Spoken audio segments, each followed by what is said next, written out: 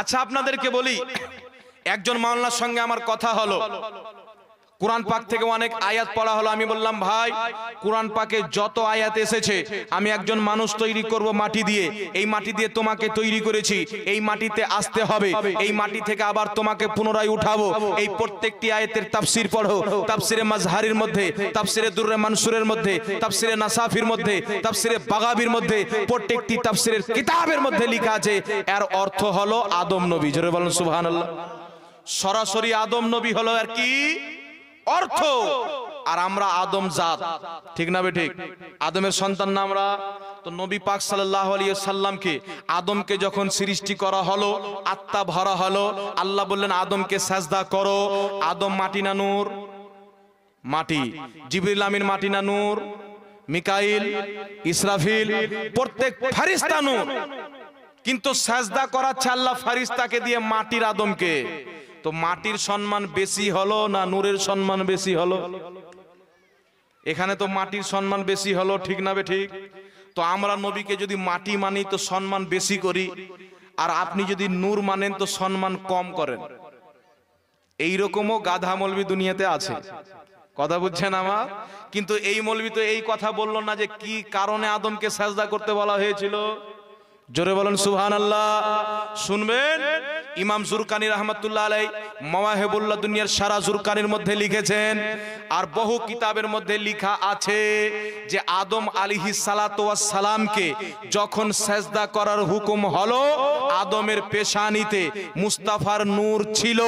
যখন জিবরিল তাকালো, নূর দেখতে পেল, সাজদায় পড়ে গেল। মিকাইল তাকালো, নূর দেখতে পেল, সাজদায় পড়ে গেল। ইসরাফিল তাকালো, নূর দেখতে পেল, সাজদায় পড়ে গেল। প্রত্যেক ফেরেশতা যখন আদমের দিকে তাকালো, তিনার পেশানিতে নূরে মুস্তাফা দেখে সাজদায় পড়ে গেল। ইবলিস যখন তাকালো, মুস্তাফার নূর দেখতে পেল না, সাজদা করাকে অস্বীকার করে দিল। বলেন সুবহানাল্লাহ। তো আদমকে কি কারণে সাজদা করতে বলা হয়েছিল? আদমের পেশানিতে নূরে মুহাম্মাদি ছিল তাই। কি কারণে? নূরে মুহাম্মাদি ছিল তাই। তো কি বুঝতে পারলেন? বুঝা গেল কোন মানুষের মধ্যে যদি মুস্তাফার নূর চলে আসে তো ফেরেশতাদের চাইতে সম্মানিত হয়ে যায়। জোরে বলেন সুবহানাল্লাহ। মানব আশরাফুল মাখলুকাত কেন হয়েছেন? পড়েন মুহাদ্দিসিনকে, পড়েন ইমামগণকে। ইমাম জালালউদ্দিন সুয়ুতি, ইমাম ফখরুদ্দিন রাজি, ইমাম মুসা আশআরী রাদিয়াল্লাহু তাআলা আনহু অসংখ্য ইমাম বলেছেন মানবকে আল্লাহ পাক আশরাফুল মাখলুকাত এই জন্য বলেছেন যে মুস্তাফা জানে রহমত দুনিয়াতে মানুষ হয়েছেন। জোরে বলেন সুবহানাল্লাহ। নবী যদি ফেরেশতা হয়ে আসতেন, ফেরেশতার সম্মান বেশি হতো। নবী যদি জিন্নাতের মধ্যে আসতেন, জিন্নাতের সম্মান বেশি হতো।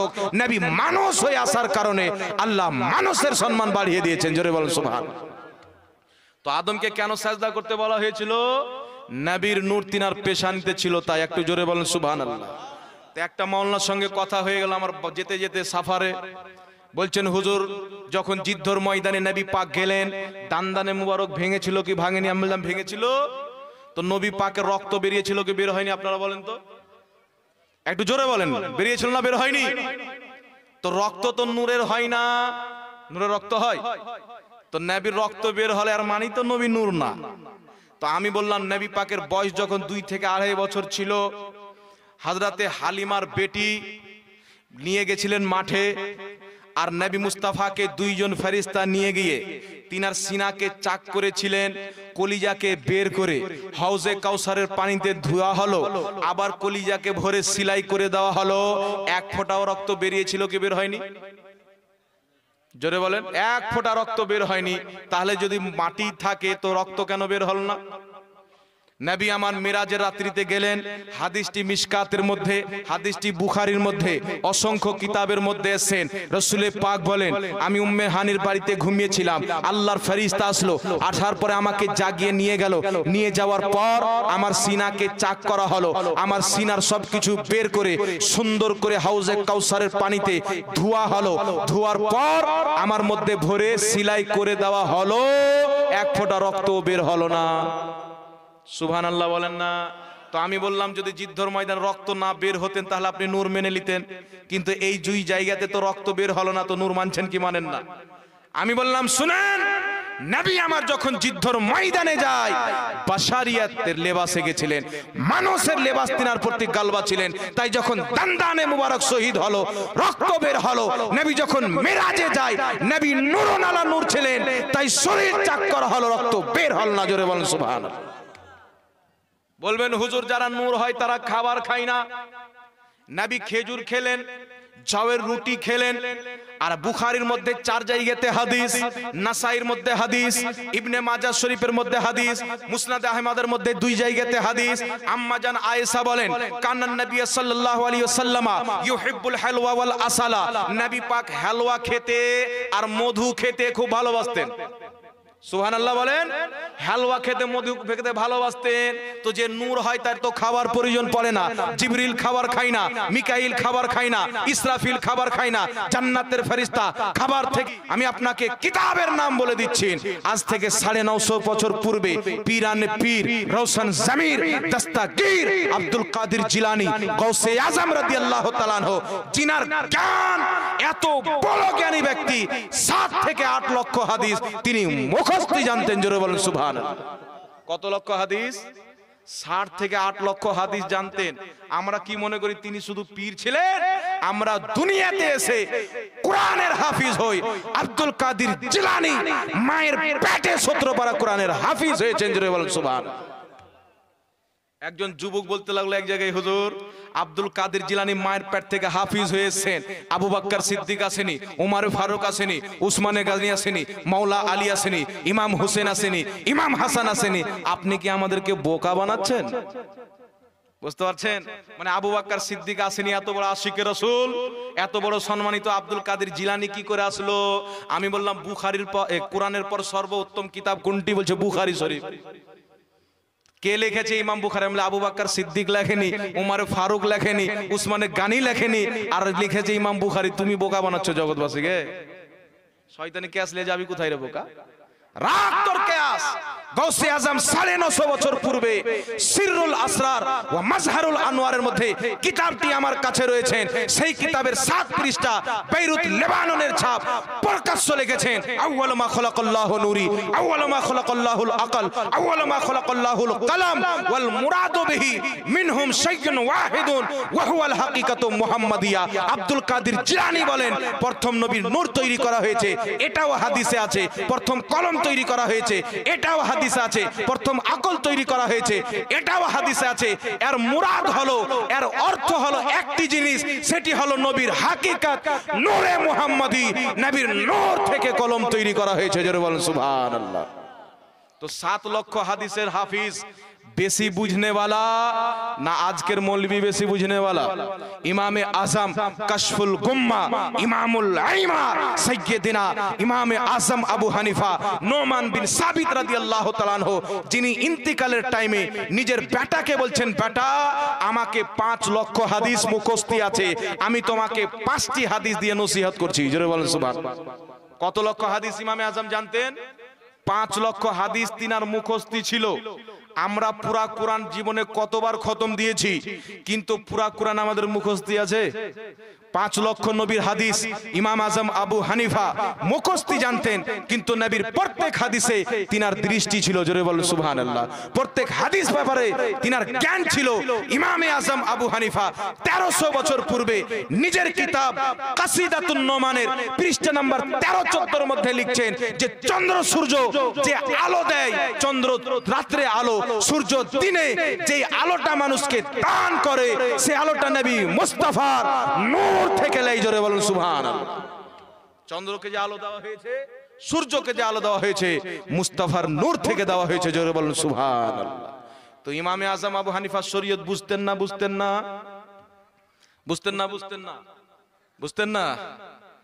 মুসান্নাফে আব্দুর রাজ্জাক জুজউল মাফকুদ, বেইরুত লেবাননের ছাপ, পৃষ্ঠা নাম্বার 26 এর মধ্যে হযরতে জাবির ইবনে আব্দুল্লাহ এই কিতাবটি লিখেছেন। ইমাম আব্দুর রাজ্জাক সানআনী, যিনি ইমাম বুখারী মুসলিমের দাদা শিক্ষক, ওই কিতাবের মধ্যে হযরতে জাবির ইবনে আব্দুল্লাহ থেকে হাদিস বর্ণনা করেছেন। হযরতে জাবির ইবনে আব্দুল্লাহ বলেন, ইয়া রাসূলুল্লাহি, ইয়া রাসূলুল্লাহি আখবারানি আউয়ালু শাইইন খলাকাহুল্লাহু তাআলা। ইয়া রাসূলুল্লাহ, আল্লাহ সর্বপ্রথম কি তৈরি করেছেন? আমার নবী বললেন নূরুন নবী কান, আমার নবীর নূর তৈরি করেছেন। জোরে বলেন সুবহানাল্লাহ। তোমার নবীর নূর তৈরি করেছেন কে বললেন? জোরে বলেন কে বলছেন? নবী পাক নিজে বলছেন। আমি কিতাবের নাম বলছি শুনেন। গৌসে আজম 950 বছর পূর্বে সিররুল আসরারে বলেছেন নবীর নূর প্রথম মাখলুক। ইমামে আজম আবু হানিফা কাসিদাতুন নোমানের মধ্যে 1300 বছর পূর্বে লিখেছেন নবী পাক হচ্ছেন নূর। হযরতে সাইয়্যিদনা জাবির ইবনে আব্দুল্লাহ থেকে ইমাম আব্দুর রাজ্জাক সানআনী হাদিস নিয়েছেন নবী পাকের নূর প্রথম মাখলুক। তাফসিরে আলুসির মধ্যে লেখা আছে নবীর নূর প্রথম মাখলুক। ইমাম হযরতে ইসমাইল হাক্কি রাহমাতুল্লাহ আলাইহি কাবার ইমাম, মদিনা শরীফের ইমাম নিজের কিতাব তাফসিরে রুহুল বায়ানের মধ্যে লিখেছেন নবী পাকের নূর আল্লাহ প্রথম সৃষ্টি করেছেন। জগৎ বিখ্যাত মুহাদ্দিস আলাল ইতলাক শেখ আব্দুল হক মুহাদ্দিস দেহলভী আল বুখারী রাদিয়াল্লাহু তাআলা আনহু নিজের কিতাব মাদারিজুন নবুওয়াতের প্রথম খণ্ডের প্রথম অধ্যায়ের 13 নম্বর পৃষ্ঠার মধ্যে লিখেছেন আল্লাহ তাবারাক ওয়া তাআলার মাখলুকের মধ্যে সর্বপ্রথম মাখলুক নূরে মুহাম্মাদি। জোরে বলেন সুবহানাল্লাহ। ইমাম জুরকানি সারা মাওয়াহিবুল লাদুনিয়াতে লিখেছেন।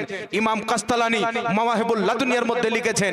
ইমাম বাইহাকি 1150 বছর পূর্বে দালাইলুন নবুওয়াতের মধ্যে লিখেছেন। ইমাম ইবনে হাজার হাইতামি ফাতাওয়া হাদিসের মধ্যে লিখেছেন। ইমাম ইবনে হাজার আসকালানি নিজের কিতাবের মধ্যে লিখেছেন। হযরতে সাইয়্যিদিনা মুজাদ্দিদে আলফে সানি নিজের মাকতুবাতের মধ্যে লিখেছেন নবীর নূর প্রথম মাখলুক। জোরে বলুন সুবহানাল্লাহ। অসংখ্য ইমাম নাম যদি বলি তো সকাল হয়ে যাবে। মানে সব জাহান্নামে চলে গেল, আজকে জান্নাতে নিয়ে যেতে এসেছে। কিন্তু কি করতে হবে বাবজি?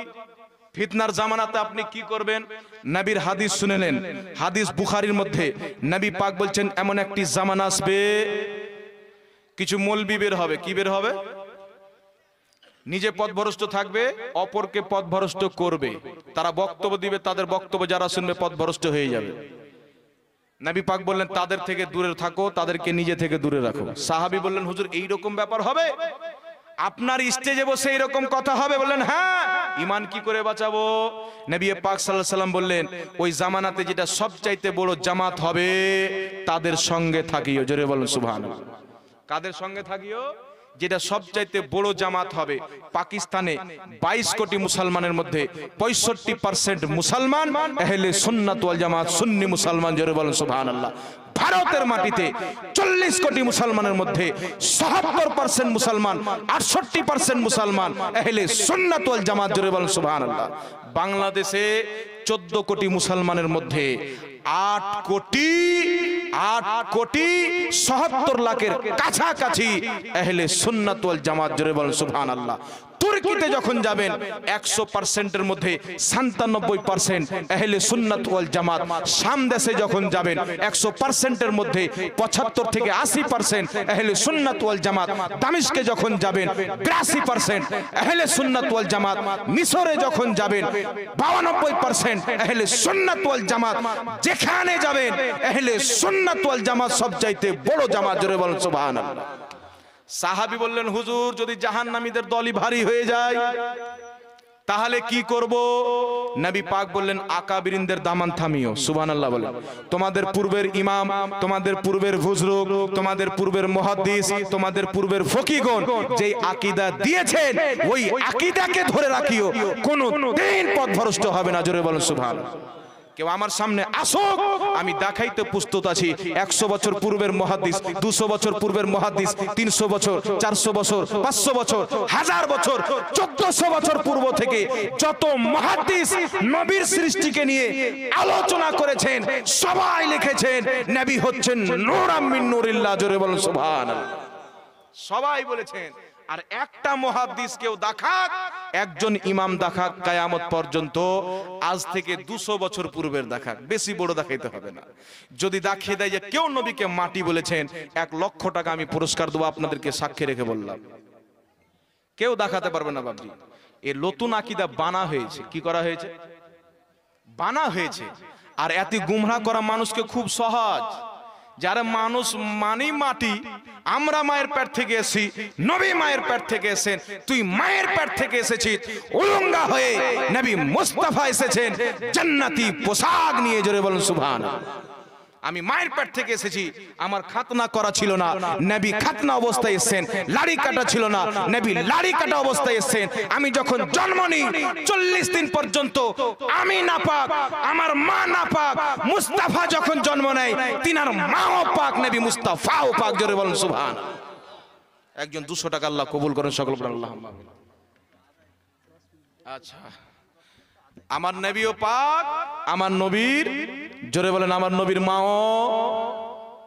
এখন তো নবীর পিতা মাতাকে জান্নাতি বলাও যাবে না, জাহান্নামী বলে কি বলে না। একটা কথা মনে রাখবেন, আল হাবিলিল ফাতাওয়ার মধ্যে ইমাম জালালউদ্দিন সুয়ুতী লিখেছেন, দালাইলুন নবুওয়াতের মধ্যে বহুত কিতাবের মধ্যে লেখা আছে, হযরত আলী থেকে হাদিসটি বর্ণিত। তিনি বলেন রাসূলুল্লাহ সাল্লাল্লাহু আলাইহি ওয়াসাল্লাম বলেছেন, যদি কোনো জামানাতে 7 জন ঈমানদার না থাকে দুনিয়া টিকে থাকতে পারে না। জোরে বলেন সুবহানাল্লাহ। প্রত্যেক জামানাতে 7 জন ঈমানদার থেকেছেন, 7 জন ঈমানদার যদি কোনো জামানায় না থাকে দুনিয়া টিকবে না। জামানায় জাহিলিয়াতে 7 জন ঈমানদার ছিলেন, তার মধ্যে অন্যতম মুস্তাফার মা, নবী মুস্তাফার বাপ ছিলেন। জোরে বলেন সুবহানাল্লাহ। হাদিসটি মুসলিমের মধ্যে। একজন সাহাবী বলেন, আমি নবীকে জিজ্ঞাসা করলাম, হুজুর আমার বাপ কোথায়? নবী বললেন জাহান্নামে। হুজুর আপনার বাপ কোথায়? নবী বললেন তোমার বাপ আমার বাপ দুইজনই জাহান্নামে। বলেন নাউজুবিল্লাহ। ওই সাহাবী কে ছিলেন? বয়স্ক ছিলেন। প্রত্যেক মুহাদ্দিস তিনার ব্যাপারে লিখেছেন। হাদিসের যে বর্ণনাকারী কোনটা সহিহ কোনটা জয়ীফ, এতেদালের কিতাব মিজানুল এতেদাল, এই কিতাবের মধ্যে স্পষ্ট ভাবে লেখা আছে যে সাহাবীকে নবী পাক বলেছিলেন তোমার বাপ আমার বাপ দুইজন জাহান্নামে। যে সাহাবী বর্ণনা করেছেন নিঃসন্দেহে তিনি সত্যবাদী, কিন্তু তিনি বর্ণনাতে ভুল করেছেন। তিনি যখন নবীকে জিজ্ঞাসা করলেন হুজুর আমার বাপ কোথায়? নবী বললেন জাহান্নামে। তিনি জিজ্ঞাসা করলেন আপনার বাপ কোথায়? তো আমার নবী বললেন তুমি যখন কোনো জাহান্নামীর কবরের পাশে দিয়ে যাবে দুঃখ প্রকাশ করবে। জোরে বলেন সুবহানাল্লাহ। এই কথা নবী বলেননি যে আমারও বাপ জাহান্নামে। নাউজুবিল্লাহ বলেন। নবী পাক বললেন আল্লাহ আমি আমার মায়ের কবর জিয়ারত করতে চাই। কুরআন পাকের মধ্যে প্রকাশ্য আছে যে কোন কাফিরের কবর জিয়ারত করা শরীয়তে কি একেবারে হারাম।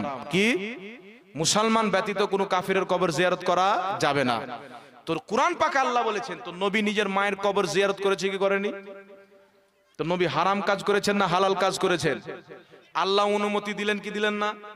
তো কাফিরের কবর জিয়ারত করার অনুমতি আল্লাহ কোনোদিন দেয়নি আর কিয়ামত পর্যন্ত দিবে না। এখান থেকে স্পষ্ট ভাবে প্রমাণ নবী কবর জিয়ারত করেছেন, শরীয়ত বিরোধী কাজ নয়, নবী শরীয়ত বানাতে এসেছিলেন। জোরে বলেন সুবহানাল্লাহ।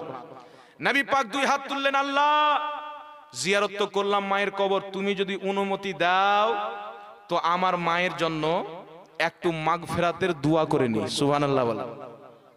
আল্লাহ বললেন মাহবুব খবরদার না, খবরদার দোয়া করিও না। তো হাদিসের মধ্যে আছে কোন কাফিরের জন্য মাগফিরাতের দোয়া করা যাবে না। তারা বলছেন নবী পাকের মা কাফির ছিল তাই আল্লাহ দোয়া করতে নিষেধ করে দিলেন। বলেন নাউজুবিল্লাহ। কিন্তু ফুকাহায়ে কিরাম কি বলে শুনো, নবী বললেন আল্লাহ জিয়ারত করতে চাই, জিয়ারত হলো আল্লাহ মায়ের মাগফিরাতের দোয়া করতে চাই। আল্লাহ বললেন মাহবুব মাগফিরাতের দোয়া তার জন্য করা হয় যার গুনাহ থাকে, যার পাপ থাকে, যার খারাপ কাজ থাকে। তোমার মায়ের জন্য তুমি মাগফিরাতের দোয়া করার অনুমতি চাচ্ছ, আমি আল্লাহ যদি অনুমতি দিই কিয়ামত পর্যন্ত বিশ্ববাসী বলবে মুহাম্মাদের মা গুনাহগার ছিল, মুহাম্মাদের মা সিয়েকার ছিল, মুহাম্মাদের মা পাপী ছিল। তাই বলছেন মাহবুব তোমার মায়ের মাগফিরাতের দোয়া কি করবে? কিয়ামতের ময়দানে তোমার মায়ের আঁচলের ওসিলাতে আমি আল্লাহ তোমার কোটি কোটি গুনাহগার উম্মতকে জান্নাত দান করব। জোরে বলুন সুবহানাল্লাহ। আল্লাহু আকবার। নারায়ে রিসালাত, উলামায়ে আহলে সুন্নাত, নারায়ে তাকবীর, নারায়ে রিসালাত। তোমার মায়ের আঁচলের বরকতে তোমার কোটি কোটি উম্মতকে জান্নাত দান করব। তোমার মায়ের মাগফিরাতের দোয়ার প্রয়োজন নাই, কারণ তোমার মা তো অলরেডি জান্নাতি মা। জোরে বলুন সুবহানাল্লাহ। না আমেনার চলাতে কোনো ত্রুটি আছে না বলাতে কোনো ত্রুটি আছে। তিনি জিন্দেগিতে পুতের পূজা করেননি, তিনি জিন্দেগিতে মূর্তি পূজা করেনি। কিয়ামত পর্যন্ত কেউ যদি নবীর মা বাপের ব্যাপারে প্রমাণ করতে পারে যে মূর্তি পূজা করেছেন 1 লক্ষ টাকা পুরস্কার দেওয়া হবে। আল্লাহর কসম খেয়ে বলি নবী মুস্তাফার পিতা যখন জন্মগ্রহণ করলো আব্দুল মুত্তালিব বলল কেউ লাতের পূজা করে, যে কাবা ঘরের মধ্যে মূর্তি ছিল লাত মানাত উজ্জা উজ্জা। আব্দুল মুত্তালিব বলল যারা লাতের পূজা করে আব্দুল লাত নাম রাখবে, যারা মানাতের পূজা করে আব্দুল মানাত নাম রাখবে, যারা উজ্জার পূজা করে আব্দুল উজ্জার নাম রাখবে। আমি আব্দুল মুত্তালিব আল্লাহর পূজা করি, আমার সন্তানের নাম আব্দুল্লাহ রাখবো। জোরে বলুন সুবহানাল্লাহ। আমার সন্তানের নাম কি রাখবো? আব্দুল্লাহ রাখবো, কারণ আমি আল্লাহর পূজা করি। সুবহানাল্লাহ বলে। মাওয়াহিদ ছিলেন, দিনে হানিফকে মাননেওয়ালা ছিলেন, নবীর মাও জান্নাতি, নবীর বাপ জান্নাতি। জোরে বলুন সুবহানাল্লাহ। হযরত উম্মে আইমান নবীর পেশাব পান করলেন, নবী পাক বললেন উম্মে আইমান তোমার পেটে কোনোদিন ব্যথা হবে না। হযরতে মালিক সাহাবী হাকিম আল মুস্তাদরাকের মধ্যে ইমাম হাকিম হাদিস নিয়েছেন, নবীর রক্তকে পান করলেন। সাহাবী বললেন হুজুর আপনার রক্ত মালিক পান করেছেন।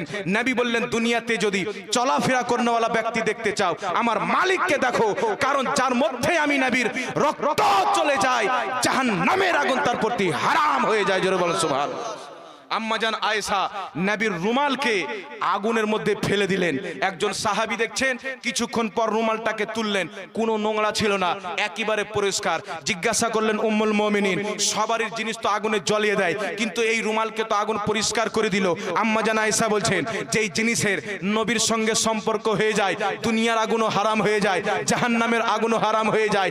নবী এই রুমালে নিজের নাককে সাফ করতেন, নবীর নাকের ময়লা মুবারকগুলি রুমালে লাগার কারণে দুনিয়ার আগুন হারাম হয়ে গেছে। জোরে বলুন সুবহানাল্লাহ।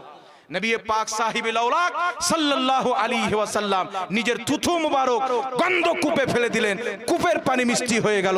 নবীর রক্ত পান করলেন, জাহান্নামের আগুন হয়ে গেল। নবী নাক সাফ করলেন, দুনিয়ার আগুন হারাম হয়ে গেল। তাফসিরে রুহুল বায়ানের মধ্যে ইমাম ইসমাইল হাক্কি লিখতেছেন ইউনুস নবীকে 40 দিন পেটে রাখার পর মাছ যখন সহি সালামত বের করলো, আমার আল্লাহ জিজ্ঞাসা করলেন মাছ তুমি আমার পয়গম্বরকে 40 দিন সহি সালামত নিজের পেটে জায়গা দিয়েছো, এর বদলা তুমি যা চাইবে আমি আল্লাহ তোমাকে তাই দিব। মাছ বলেছিল আল্লাহ তোমার নবীকে আমার গর্ভে রেখেছি, তুমি যদি আর লাভ দিতে চাও, এর বদলা দিতে চাও, আমাকে জান্নাতের হাউজে কাউসারে রেখে দাও। জোরে বলুন সুবহানাল্লাহ। আল্লাহ উঠিয়ে তাকে জান্নাতের হাউজে কাউসারে রেখে দিল। ইসমাইল হাক্কি রাহমাতুল্লাহ আলাইহি বলেন শুনো জগৎবাসী, যদি একটা মাছ ইউনুস নবীকে 40 দিন পেটে রাখার কারণে জান্নাতে জায়গা পেয়ে নেয়, যেই নবী মুস্তাফার মা মুস্তাফা জানে রহমতকে 9 মাস 10 দিন নিজের গর্ভে রেখেছেন, সেই মাকে জাহান্নামের আগুন কি করে জ্বালাইতে পারে? সেই মাকে জাহান্নামের আগুন কি করে জ্বালাইতে পারে? জোরে বলুন সুবহানাল্লাহ। নবীর শরীরে কবরের মাটি টাচ হওয়ার কারণে জান্নাত চাইতে উত্তম, আরশে আযম চাইতে উত্তম। চিন্তা করেন নবীর এক ফোঁটা রক্ত ভিতরে চলে যাওয়ার কারণে জাহান্নামের আগুন হারাম হয়ে গেল। যেই আমেনার মধ্যে আমার নবী 10 মাস 10 দিন শুধু রক্ত না, নবীর হাত মুবারক মা আমেনার শিকামে ছিল, নবীর আঙ্গুল মুবারক মা আমেনার শিকামে ছিল। যেই আঙ্গুল আকাশে উঠলে চন্দ্র 2 টুকরা হয়ে যায়, আঙ্গুল আকাশে উঠলে সূর্য ফিরে চলে আসে, পাথরে আঙ্গুল লাগালে পানির চশমা বের হয়ে যায়। নবীর পুরো বডি যে আমেনার শিকামে ছিল, আল্লাহর কসম খেয়ে বলি ওই শিকামকে জাহান্নামের জন্য আল্লাহ হারাম করে দিয়েছেন। জোরে বলুন সুবহানাল্লাহ। নবী পাকের পিতামাতা জান্নাতি, এটাই আহলে সুন্নাত ওয়াল জামাতের আকীদা, এটা ইমাম বুখারীর আকীদা, এটা ইমাম মুসলিমের আকীদা, এটা ইমাম নাসাইর আকীদা, এটা ইমাম আবু দাউদের আকীদা, এটাই ইবনে মাজার আকীদা। প্রত্যেক উম্মতের 1400 বছরের আকীদা হলো নবীর পিতামাতা জান্নাতি। জোরে বলুন সুবহানাল্লাহ।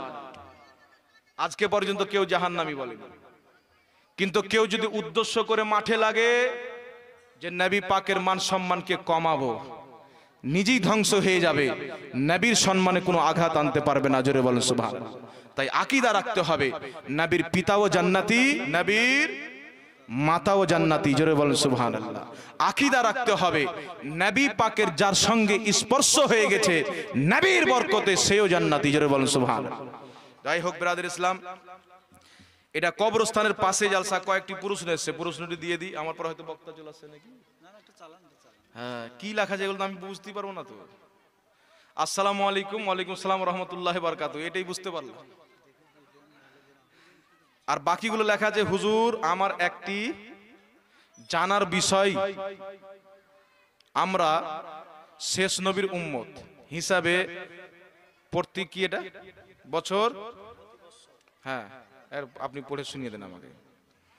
এবার দুরূদ শরীফ পাঠ করেন। আল্লাহুম্মা আল্লাহুম্মা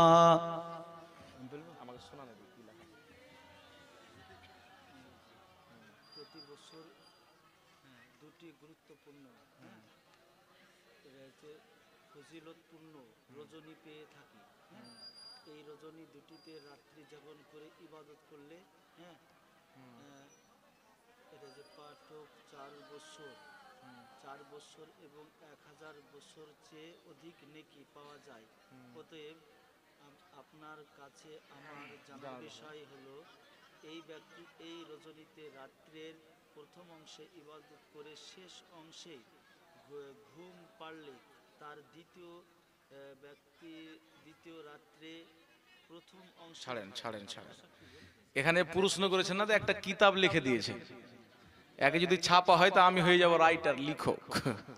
প্রশ্ন এইভাবে কর না, 2-1 লাইনে থাকবে, তেবি তো প্রশ্নের উত্তর দেওয়া হবে। এখানে গুরুত্বপূর্ণ রাত্রির ব্যাপারে জিজ্ঞাসা করা হয়েছে। যে লিখেছেন একটু শর্ট করে আপনি লেখেন, আর নাহলে এখানে এসে প্রশ্নটা বলেন। যাই হোক ব্রাদার ইসলাম, কবরস্থানের উন্নতি কল্পে জালসা। কিসের উন্নতি কল্পে? কবরস্থানের উন্নতি কল্পের। আমি কি বললাম? নবী পাক মা আমিনার গর্ভে 9 মাস 10 দিন ছিল, ঠিক না বে ঠিক? মা আমিনার গর্ভে ছিলেন না অন্য কারোর গর্ভে? জোরে বলেন, ঠিক না বে ঠিক? তো ওই গর্ভকে জাহান্নামের আগুন কোনোদিন জ্বালাতে পারে না। সানোয়ার বিশ্বাস 500 টাকা। নারে তাকবীর, নারে রিসালাত, মাসলাকে আলা হযরত, কালোপুর কবরস্থানের উন্নতি কল্পে বিরাট ইসলামিক জালসা, বলেন জিন্দাবাদ। 500 টাকার দাতা আল্লাহ পাক কবুল করেন, সকলে বলেন আল্লাহুম্মা আমিন। আপনাদের যা দেওয়ার আছে এই 10 মিনিটে দিয়ে দেন, বক্তা চলে আসছে। আর আজকের বক্তা বাম্পার আছে আলহামদুলিল্লাহ। আমার পরে যিনি আসবেন, কি নাম? মাওলানা ওবাইদুল্লাহ। আমাদের চাইতে অনেক কম বয়স, কিন্তু বক্তব্য শুনলাম। ছুটিপুরে জালসাতে ছিলাম। কি নাম ভাই? মানিক। কোথায় বাড়ি? এখানে বাড়ি। মানিক ভাই আমার 300-400 টাকা দান দিয়েছেন, আল্লাহ কবুল করেন, সকলে পড়েন আল্লাহুম্মা আমিন। আল্লাহ পাক বালা মুসিবত থেকে হিফাজত করেন, সকলে পড়েন আল্লাহুম্মা আমিন। তো ওবাইদুল্লাহ সাহেবের বক্তব্য শুনলাম, বয়স অনেক হালকা। আমরা এতদিন পর্যন্ত বক্তব্য দিয়ে 4 চাকা কিনতে পারিনি, ভাড়া করে নিয়ে এসেছি। আর ও হালকা বয়সে বক্তব্য দিয়ে 4 চাকা কিনে নিয়েছে। সুবহানাল্লাহ বলেন। আল্লাহ পাক আরো বরকত দান করেন, সকল বলেন আল্লাহুম্মা আমিন। দারুণ বক্তব্য দিচ্ছেন, যা আল্লাহ কণ্ঠ দিয়েছেন, তা সুন্দর চেহারা দিয়েছেন, এবং তাও বলার আপনার ভূমিকা দান করেছেন। আল্লাহ পাক আরো বরকত দান করেন, সকল বলেন আল্লাহুম্মা আমিন। তো আর বক্তব্য অবশ্যই আপনারা শুনবেন তো ইনশাআল্লাহ? শুনবেন। তাড়াতাড়ি আকরুল ভাই 2000 টাকা। বাড়ি একজন 100 টাকা। আকরুল ভাই 2000 টাকা। নারে তাকবীর, নারে রিসালাত। বাপ মায়ের নামে দিয়েছেন, আল্লাহ তিনার বাপ মাকে জান্নাতবাসী করেন, সকলে বলেন আল্লাহুম্মা আমিন। এই জালসা হচ্ছে কবরস্থানের উন্নতি কল্পে। আলহামদুলিল্লাহ বক্তব্য শুনলেন। আপনারা যদি চান আর একটু শোনাবো, শুনবেন কি শুনবেন না? তো 1000 টাকা করে 10 জন ব্যক্তি আমাকে একটু দেন তো বাবজি, ফাটাফাট। বাপি ভাই আর বাপে মায়ের নামে 2000 টাকা। নারে তাকবীর, নারে রিসালাত। বাপি ভাই জোরে জিন্দাবাদ। 2000 টাকার দাতা, আল্লাহ তুমি কবুল করো তোমার নবীর ওসিলায়, সকলে পড়ুন আল্লাহুম্মা আমিন। দেন, তাড়াতাড়ি দেন। 1000 টাকা করে বাবজি 10 জন ব্যক্তি ফাটাফাট দেন। বক্তব্য কিছুক্ষণ বলবো, তারপরে ওবেদুল্লাহ চলে আসবে। দেন।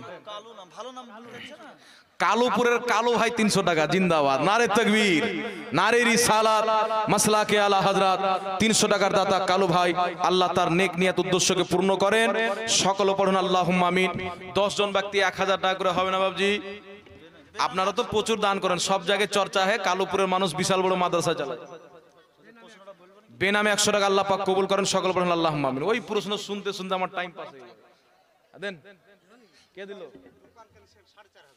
দোকান কালেকশন 4500। নারে তাকবীর, নারে রিসালাত, মাসলাকে আলা হযরত।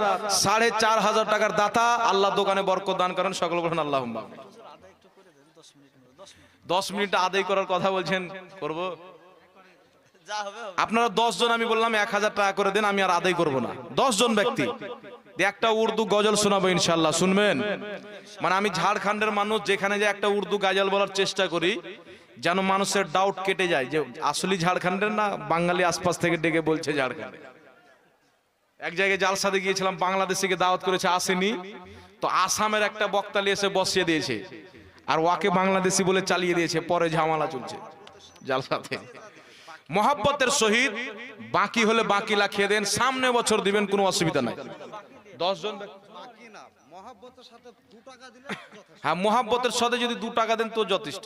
এই যে আরজম ভাই বলছে, আচ্ছা ঠিক আছে যান আপনি, কোনো চাপ নাই। যাই হোক, আপনাদের সম্মুখে আমি আয়াতে কারিমা তেলাওয়াত করেছিলাম। আল্লাহ বলছেন ওয়া তুআজ্জিরুহু ওয়া তুআক্কিরুহু, আমার নবীর তোমরা খুব ইজ্জত করো, আমার নবীর তোমরা খুব সম্মান করো। একটু জোরে বলেন সুবহানাল্লাহ।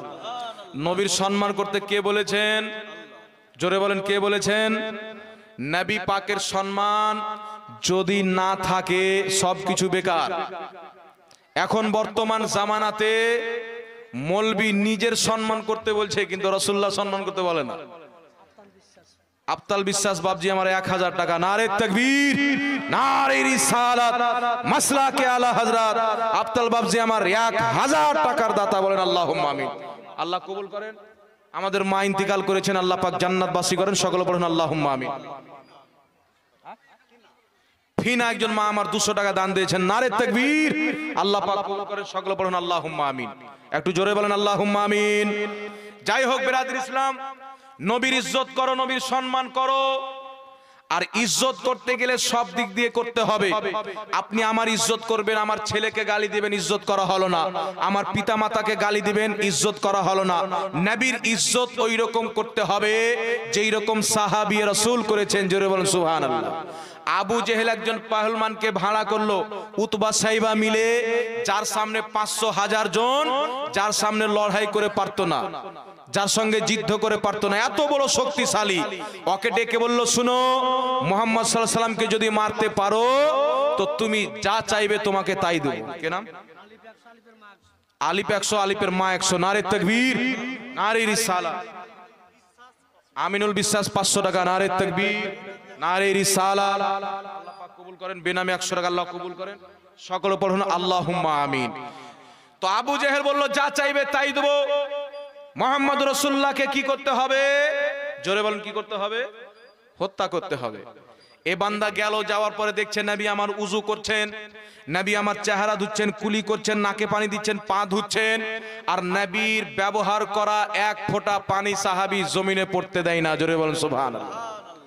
নবীর শরীরের পানি নেওয়ার জন্য মনে হচ্ছে সাহাবী এক অপরকে হত্যা করে দিবেন।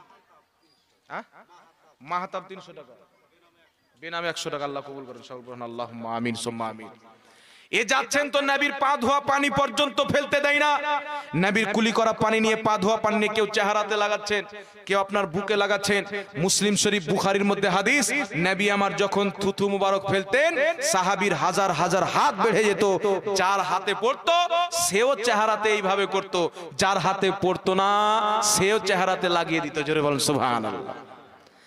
এসে বলছে, আবু জেহেল, যাকে মারার স্বপ্ন নিয়ে বসে আছো স্বপ্ন ভুলে যাও, স্বপ্ন দেখা বাদ দিয়ে দাও। যার মান্যকারীরা, যার গোলামরা, যার শরীরের 1 ফোঁটা পানি জমিনে পড়তে দেয় না, তার 1 ফোঁটা রক্ত যদি জমিনের মাটিতে ফেলে দাও, তোমরা কেউ বেঁচে থাকতে পারবে না। জোরে বলেন সুবহানাল্লাহ।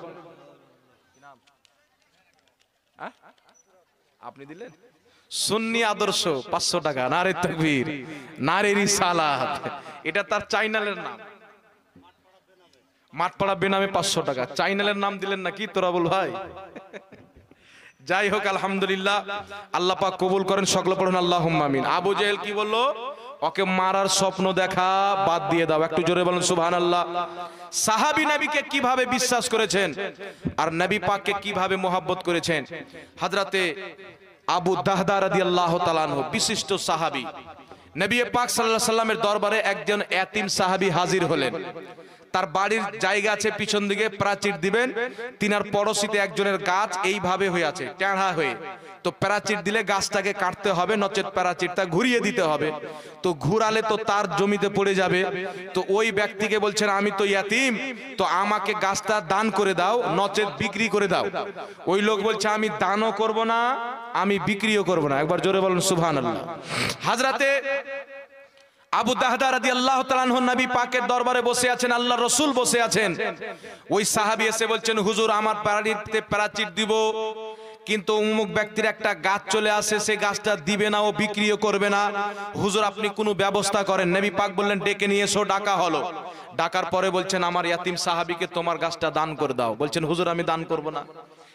তো কিনে দিয়ে দাও। কিনেও দিব না। নবী পাক বলছেন শুনো, তুমি এই গাছটা আমার ইয়াতিম সাহাবীকে দিয়ে দাও, আল্লাহ এর বদলাতে তোমাকে জান্নাতে এমন একটি গাছ দিবে যে গাছের তলাতে কেউ যদি তেজ রাফতার সাওয়ারিতে 500 বছর সাওয়ার করে তো ওই গাছের তলা শেষ হবে না। জোরে বলুন সুবহানাল্লাহ। কত বড় গাছ দিবে জান্নাতে? 500 বছর যদি সাফার করে ওই গাছের তলা শেষ হবে না। তবু ওই লোকটি বলছে হুজুর তবুও দিব না, বলে চলে গেল। সাহাবী রাসূল হযরতে আবু দাহদা রাদিয়াল্লাহু তাআলা আনহু তিনি বলছেন হুজুর আমি যদি কোনো রকম করে কোনো ভাবে আমি ওই গাছটা কিনে এই ইয়াতিম সাহাবীকে দিতে পারি তো এই অপশনটা কি আমার জন্য ওপেন? জোরে বলুন সুবহানাল্লাহ। এই অপশনটাও কি আমার জন্য? আমিও কি ওই গাছটা পাবো জান্নাতে যার তলা 500 বছর সাফার করলেও শেষ হবে না? নবী পাক বললেন আবু দাহদা তুমি যদি ওই গাছটাকে নিয়ে আমার ইয়াতিম সাহাবীকে দিতে পারো তোমার জন্য জান্নাত ওই গাছ আল্লাহ দান করবে। জোরে বলুন সুবহানাল্লাহ। হযরতে আবু দাহদা চললেন। তিনার নাম মাশহুর ছিলেন। তিনার 100 খেজুরের গাছের বাগান ছিল আর তিনার খেজুর খেতে টেস্ট আলাদা ছিল। ওই খেজুরের বাগানে একটা মিষ্টি পানির কূপ ছিল। ওই জায়গাতে সুন্দর একটা বাড়ি ছিল, একটা বিশাল বড় প্রাচীর ছিল যেটা দূর দূর পর্যন্ত দেখতে পাওয়া যেত। হযরতে আবু দাহদা রাদিয়াল্লাহু তাআলা আনহু ওই ব্যক্তির বাড়িতে গিয়ে বলছেন তুমি কি আমাকে চিনতে পারছো? ওই ব্যক্তি বলছেন তোমাকে কে চিনে না, তোমার এত বড় খেজুরের বাগান, মিষ্টি পানির কূপ, তোমার খেজুরের বাগানের প্রাচীর দূর দূর পর্যন্ত দেখতে পাওয়া যায়, সারা আরবের মানুষ তোমার খেজুরের চর্চা করে, তোমাকে কে চিনবে না? বলছেন শোনো তোমার ওই গাছটা আমাকে দিয়ে দাও, বদলাতে আমার 100 খেজুরের গাছের বাগান নিয়ে নাও। জোরে বলুন সুবহানাল্লাহ। আমার 100 খেজুরের গাছের বাগান নিয়ে নাও আর বদলাতে তোমার ওই একটি গাছ দিয়ে দাও। ও তাজ্জুব হয়ে গেল, আমাকে বোকা বানাতে এসো, মাজাক করার জায়গা পাও না? আল্লাহর নবীর সাহাবী হয়ে কেমন মাজাক করছো? তা কি করে হতে পারে তোমার এত বড় বাগান দিয়ে দিবে? হযরতে আবু দাহদা বলছেন শোনো আমার নবীকে খুশি করার জন্য 100 খেজুরের বাগানও তোমাকে দিয়ে দেব, বাগানের মিষ্টি কূপের পানিও তোমার, আমার বাড়িও তোমার, তুমি ওই গাছটা আমাকে দিয়ে দাও, আমি আমার সব তোমাকে দিয়ে দেবো। জোরে বলুন সুবহানাল্লাহ। ও তো বাপরে বলছি সত্যি বলছো? হ্যাঁ সত্যি, মাজাক তো করছো না? না, দিয়ে দিলাম। সুবহানাল্লাহ। বলো তোমার খেজুরের বাগান আমার, মিষ্টি কূপের পানি আমার, তোমার বাড়িটাও আমার, আমার এই খেজুরের গাছটা তোমাকে দিয়ে দিলাম। ওই খেজুরের গাছের সওদা করে হযরতে আবু দাহদা রাদিয়াল্লাহু তাআলা আনহু বাড়িতে চলে গেলেন।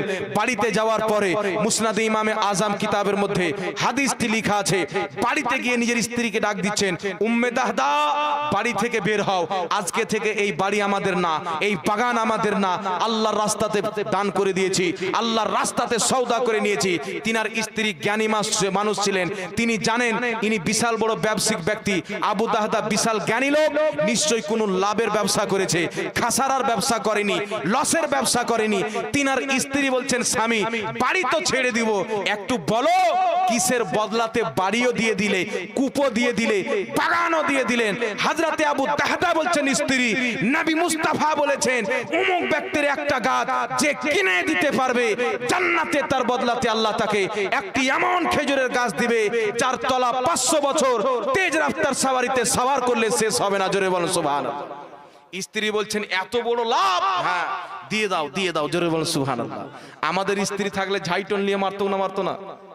সাহার দেখাতো, দেখো ভাগ এখান থেকে, তো রাখলেই ভাগ আছে।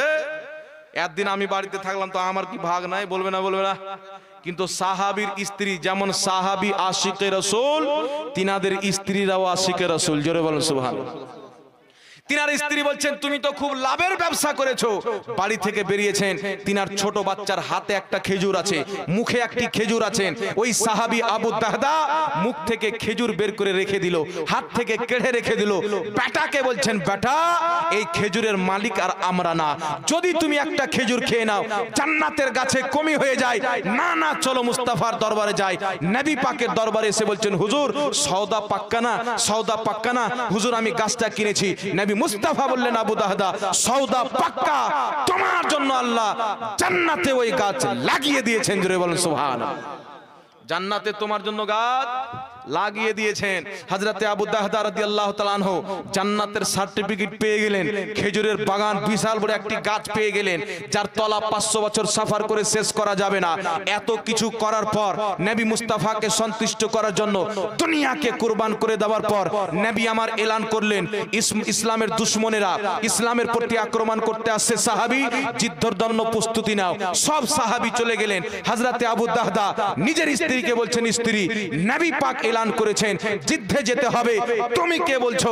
তোমার স্ত্রী বলছেন, যাও, নবী মুস্তাফার জন্য যদি জীবন দিতে হয় তুমি আমার স্বামী জীবন দিয়ে দিবে। জোরে বলুন সুবহানাল্লাহ। বেরিয়ে গেলেন যুদ্ধের ময়দানে।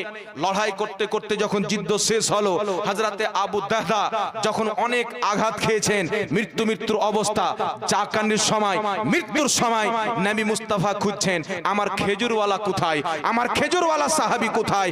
সাহাবীগণ যখন তিনাকে নিয়ে আসলেন, নবী মুস্তাফা নিজের জান মুবারককে রাখলেন। আমার নবী ডাক দিয়ে বলছেন, কাম মিন ইজকিন রাদায়ে ফিল জান্নাহ, কাম মিন রিজকিন রাদায়ে আবি দাহদা ফিল জান্নাহ। আবু দাহদা, তোমাকে তো আমি একটা খেজুরের গাছের কথা বলেছিলাম, তুমি 100 খেজুরের বাগান দিয়েছো। আমার আল্লাহ তোমার জন্য জান্নাতে ওই রকম 100টা খেজুরের বাগান লাগিয়েছে। জোরে বল সুবহানাল্লাহ। 100টা খেজুর তোমাকে আল্লাহ পাক খেজুরের গাছ দান করবে, যার তলা 500 বছর সফর করলে শেষ করা যাবে না। সাহাবীর মহব্বত দেখেন, নবীর মহব্বতে জান্নাতের সার্টিফিকেট পাওয়ার পর জীবন পর্যন্ত কুরবান করে দিয়েছেন। একটু আমল করে সন্তুষ্ট হয়ে যাননি, ইসলামের জন্য মাল লেগেছেন, মাল দান করেছেন, জীবন লেগেছেন, জীবন দান করেছেন।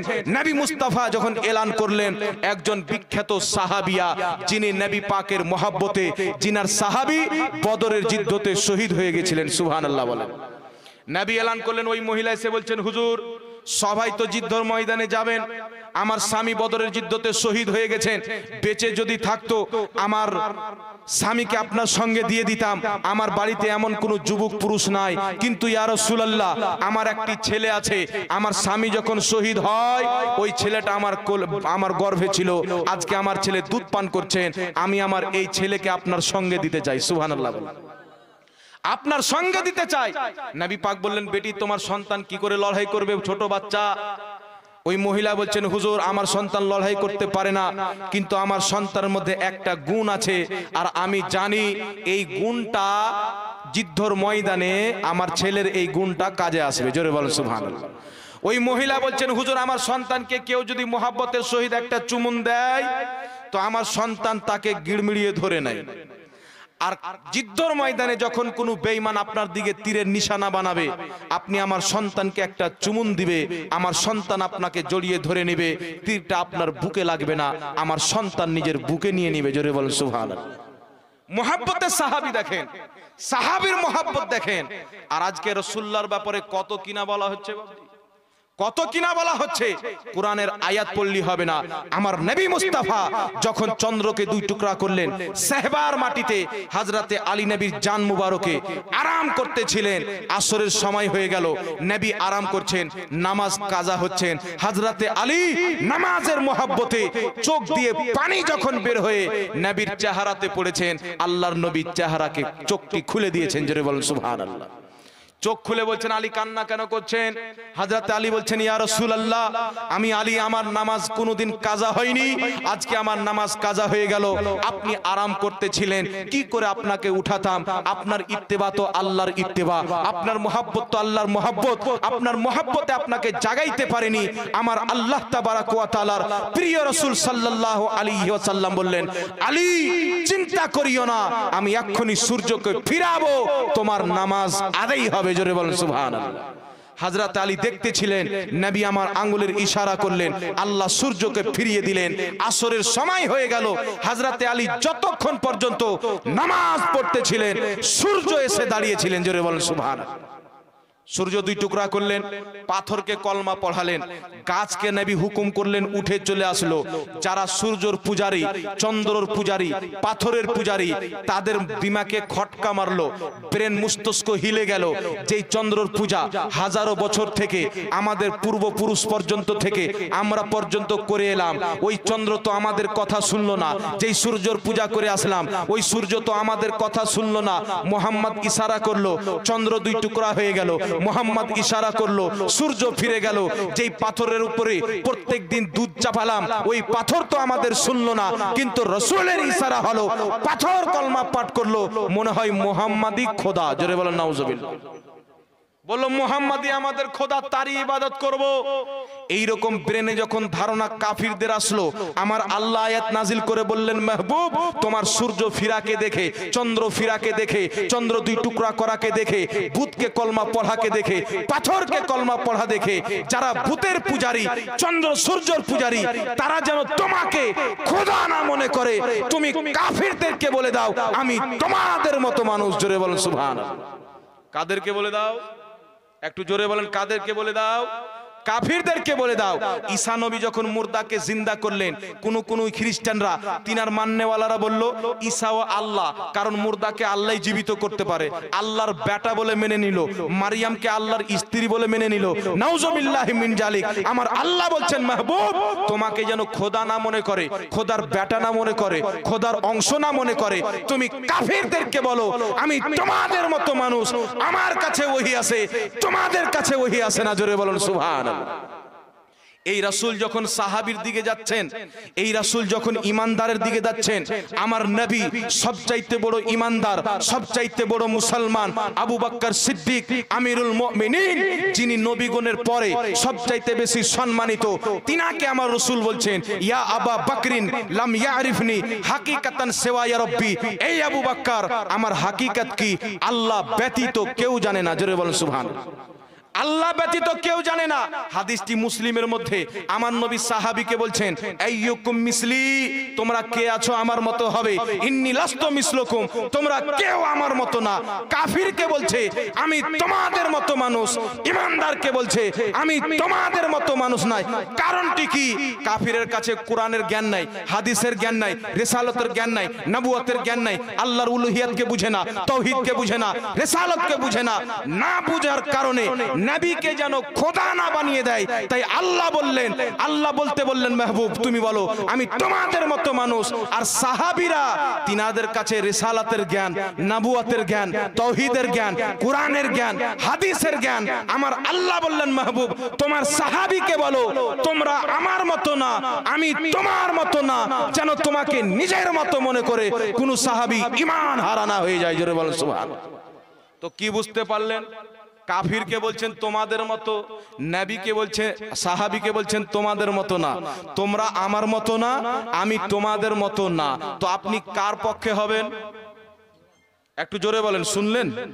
শুনে আছেন না ঘুমিয়ে আছেন আপনারা? আপনারা কার পক্ষে হবেন? সাহাবীর পক্ষে হবেন না কাফিরদের পক্ষে হবেন? শাইনুল 200 টাকা আল্লাহ কবুল করেন, সকলে পড়েন আল্লাহুম্মা আমিন। কার পক্ষে হলে জান্নাতি হবেন? সাহাবীর পক্ষ থেকে। পুরো কোরআনকে আপনি পড়েন, যখনই কেউ নবীকে বলেছেন, আদম নবী এসে যখন বললেন ইব্রাহিম নবী যে আমার কলমা পাঠ করো, তিনার মান্যওয়ালার, তিনার জামানার লোকেরা বলেছিল তোমার কেন আমরা ইত্তেবা করব, তোমাকে কেন মানবো, তুমি তো আমাদের মতনই মানুষ। বলেছিল কি বলনি? মুসা নবী বললেন আমি আল্লাহর নবী, সব ত্যাগ করে এক আল্লাহকে বিশ্বাস করো, আমি মুসাকে নবী মানো। তিনার জামানার লোকেরা বলল যে আপনি তো আমাদের মতনই মানুষ, তো আপনার কেন ইত্তেবা করব? তো যারা নবী পাককে নিজের মতন বলেছেন সবাই হচ্ছে গায়র মুসলিম। সুবহানাল্লাহ বলেন। কোন ইমানদার, কোন সাহাবী আদম থেকে নিয়ে আজকে পর্যন্ত কেউ দেখাতে পারবে না যে কোন সাহাবী বলেছেন যে নবী আমাদের মতন। সুবহানাল্লাহ বলেন। তিনি মানুষ, কিন্তু আমার আপনার মতো মানুষ নয়। একজন মৌলবীর সঙ্গে সাক্ষাৎ হলো, আমি কিতাব দেখালাম, দেখেন আপনাদের বুজুর্গ লিখেছেন নবী আমাদের মতনই মানুষ, ওনারা বড় ব্যক্তি তো বড় ভাইয়ের মতো সম্মান করতে হবে। নাউজুবিল্লাহ বলে কিতাব আমার কাছে আছে। আমি যখন দেখালাম বলছেন না হুজুর ব্যাপারটা এরকম না, নবী যে আমাদের মতো মানুষ এর অর্থ আছে বুঝতে হয়। আমি বললাম বুঝান। বলছেন আমাদেরও আঙ্গুল নবী পাকের আঙ্গুল ছিল, আমাদের যেমন পা তিনারও ছিল, আমাদের মুখ চোখ নবী পাকেরও ছিল, তাই এই হিসাবে নবী আমাদের মতো। নাউজুবিল্লাহ বলে। সোনার তামা দেখতে এক কি এক নয় বাবজি? সোনার তামা দেখতে এক না আলাদা? একরকম না? বোন আর স্ত্রী দুইজন দেখতে এক না? দুইজন মহিলা, দুইজন কাপড় পরে, দুইজন বাচ্চা দেওয়ার সিস্টেম আছে, দুইজনই মহিলা। তো স্ত্রী আর বোন কোনোদিন এক হবে? বোনের জায়গায় স্ত্রী পাবে না, স্ত্রীর জায়গা বোন পাবে না, শরীয়তের বিধান, ঠিক না বে ঠিক? নবীর 5টা আঙ্গুল, আমাদেরও আঙ্গুল, ওই আঙ্গুল যদি পাহাড়ে লেগে যায় পানির ঝর্ণা বেরিয়ে যায়, সুবহানাল্লাহ বলে। ওই আঙ্গুল যদি ইশারা করে দেয় চন্দ্র 2 টুকরা হয়ে যায়, সূর্য ফিরে যায়। আমাদের আঙ্গুলে হবে? জোরে বলেন হবে? তো উনার আঙ্গুল আমাদের আঙ্গুল এক না। 1 কিলো তামা 1 কিলো সোনা, দুটোর দাম এক না, সুবহানাল্লাহ বলেন। দেখতে এক হলে মাল এক হয় না। তো নবী মানুষ ছিলেন, কোন অ্যাঙ্গেলে আমার আপনার মতো মানুষ ছিলেন না, তিনি অসাধারণ মানুষ ছিলেন, জোরে বলেন সুবহানাল্লাহ। নূরি মানুষ ছিলেন, তাই তিনার পেশাবেও খুশবু, পাখানাতেও খুশবু, রক্ততেও খুশবু, থুথু মুবারকেও খুশবু। একটা কূপ ছিল, যেই কূপের পানি কেউ পান করতো না। আমার আপনার নবী যেই দিন নিজের থুথু মুবারক ওই কূপে ফেলে দিলেন, আরববাসী পানি পান করতে লাগলো। যখন ওই পানিকে পান করলো, বালা দূর হয়ে গেল, মুসিবত দূর হয়ে গেল, জ্বর ভালো হয়ে যায়, ব্যথা ভালো হয়ে যায়, বেদনা ভালো হয়ে যায়। আরবের মানুষ বলল এটা সাধারণ কূপ না, এখানে নবীর থুথু মুবারক পড়েছে, এটা হলো বীরে শেফা, জোরে বলেন সুবহানাল্লাহ। এই কূপটা এখন আছে না নাই বাবজি? ওই কূপের পানি কেউ পান করতো না, নবী থুথু মুবারক ফেললেন, তো ওই পানি পান করে শেফা মিলে গেল, ব্যারাম দূর হয়ে গেল। তাই ওই কূপের নাম হলো বীরে শেফা। শেফা মানে ওষুধ, আর বীর মানে কূপ, ওষুধের কূপ, জোরে বলেন সুবহানাল্লাহ। আর এমন ওষুধ যে কোনো ফ্যাক্টরিতে তৈরি হয় না। তো নবীর মুখ দিয়ে সব সময় খুশবু বের হতেন, সুবহানাল্লাহ বলেন। কেউ যদি বলে নবীর মুখ দিয়ে দুর্গন্ধ বের হতো, মুসলমান থাকবে? এটা জমিনে আটার কথা বলেছে, তাই বলছে আপনাদেরকে। এটা জমিনে আটবে এই কথা? কোনোদিন আটবে না। তাই আমি সব মুসলমানকে বলবো যে আপনারা সবাই আমার ভাই। আমি যদি বলি আমার নবীর মুখ দিয়ে দুর্গন্ধ বের হতো, আমাকে তালাক দেন, দিতে হবে কি হবে না? আপনি আমাকে ভালোবাসেন, আমি বললাম নবীর মুখ দিয়ে দুর্গন্ধ বের হচ্ছে, তবু আপনার কষ্ট হলো না, কেমন আপনার ভালোবাসা? কিয়ামতের ময়দানে আপনাকে সামনে রেখে জান্নাতের সর্দার ইমামে হুসেন বলবেন, শোন, দুনিয়াতে তোর বাড়িতে কেউ ঢুকতো পারমিশন লাগতো, এই জান্নাতের সর্দার আমি হুসেন, পারমিশন দিতে হবে। বলো আমার নবীর ব্যাপারে এই রকম কথা বলা হচ্ছিল, তুমি কি করতেছিলে? না তুমি জবাব দিয়েছো, না তুমি কথা বলেছো, বরং তাকে অনুসরণ করেছো, তার বক্তব্য শুনেছো। তোমার ঠিকানা জান্নাতে না, তোমার ঠিকানা হলো জাহান্নামে, সুবহানাল্লাহ বলেন। তাই শরীয়ত কি বলছে? কোন ব্যক্তি যদি অন্যায় করে হাতে থামো, না পারলে মুখে থামো, না পারলে অন্তরে খারাপ জানো। তাই যেই মৌলবি আপনার রাসূলের বিপক্ষে বলবে, খারাপ জানতে হবে, ঘৃণা করতে হবে, তার বক্তব্য শোনা চলবে না। যেই ব্যক্তি বলবে নবীর মুখ দিয়ে দুর্গন্ধ বের হতো, এটা আমার কথা না, এটা কুরআন হাদিসের কথা, তার ঈমান আছে না নাই? আমি বললি সেই বেঈমান হবে না, অটোমেটিক হয়ে গেছে। আমি যদি বলি আবু জেহেল বেঈমান, তো আমি বলবো তারপরে বেঈমান হবে না, আগেই হয়ে গেছে। নবীর তাওহীন করলে বেঈমান হবে না? আম্মা জান আয়েশা সিদ্দিকা বলেন, নবী পাক পেশাব পাখানা করে আসতেন, আমি যেতাম, তো ওই জায়গা থেকে মুস্কো আম্বারের খুশবু বের হতো, সুবহানাল্লাহ বলেন। কি বের হতো? খুশবু। ফুকাহায়ে কেরাম বলেন উম্মতের জন্য নবীর পেশাব পাখানা, থুতু, লব সবকিছু পাক, জোরে বলেন সুবহানাল্লাহ। গা ধোয়া পানি পর্যন্ত পাক, জোরে বলেন সুবহানাল্লাহ। তো রাসূল পাক সাল্লাল্লাহু আলাইহি ওয়াসাল্লাম না আমাদের মতো, না আমরা রাসূলের মতো, জোরে বলেন সুবহানাল্লাহ।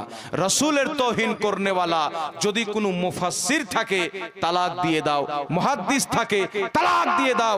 নবীকে মহব্বত করনেওয়ালা কোনো চামার যদি থাকে বুকে লাগিয়ে নাও, জোরে বলেন সুবহানাল্লাহ।